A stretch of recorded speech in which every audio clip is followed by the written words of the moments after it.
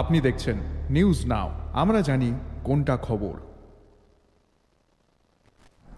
অষ্টম বেতন কমিশন নিয়ে উদ্যোগী হয়েছেন খোদ মুখ্যমন্ত্রী ডাক্তার মানিক সাহা। এক্ষেত্রে কর্মচারীদের দাবি দাওয়া নিয়ে ইতিমধ্যে কাগজপত্র সাবমিট করে দিয়েছে রাজ্য সরকার। কেন্দ্রীয় সরকারের অষ্টম বেতন কমিশনের সুপারিশের সঙ্গে সামঞ্জস্য রেখে কর্মচারীদের দাবি দাওয়া মিটিয়ে দেবার জন্য প্রধানমন্ত্রী নরেন্দ্র মোদী এবং অর্থমন্ত্রী নির্মলা সীতারমণের সঙ্গে কথা বলেছেন মুখ্যমন্ত্রী। বুধবার মহাকরণে সাংবাদিকদের এক প্রশ্নের উত্তরে এই কথা জানিয়েছেন অর্থমন্ত্রী প্রণজিৎ সিংহ রায়।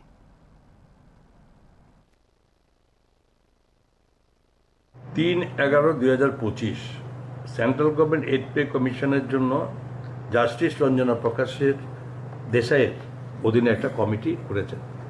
18 মাসের সময় দেওয়া হয়েছে তাদেরকে এই এইড পে কমিশনের রিপোর্ট সাবমিট করার জন্য।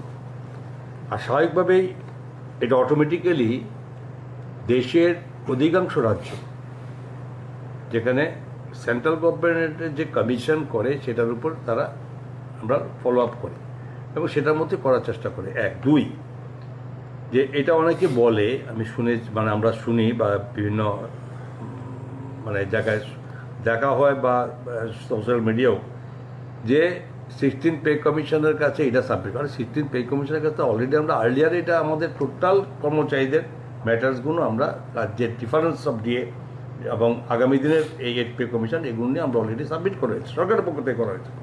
এটা এর মধ্যেই করতে হবে না, অলরেডি ডান। তো স্বাভাবিকভাবে এটার জন্য আমাদের মাননীয় মুখ্যমন্ত্রী সময় সময়ে আমাদের মাননীয় অর্থমন্ত্রী আমাদের সীতারামনজির সঙ্গে কথা বলেছেন, প্রধানমন্ত্রীর সঙ্গে কথা বলেছেন। আমাদেরও একটা এটা ইচ্ছা যাতে আমরা এটার সঙ্গে আমরা সামঞ্জস্য চলতে পারি, এতটুকু বলতে পারি। এটা রাজ্য সরকারও সেই ভাবনা চিন্তাতে আছে। অষ্টম বেতন কমিশন গঠনের সিদ্ধান্ত থেকে আপনারা এগুচ্ছেন না?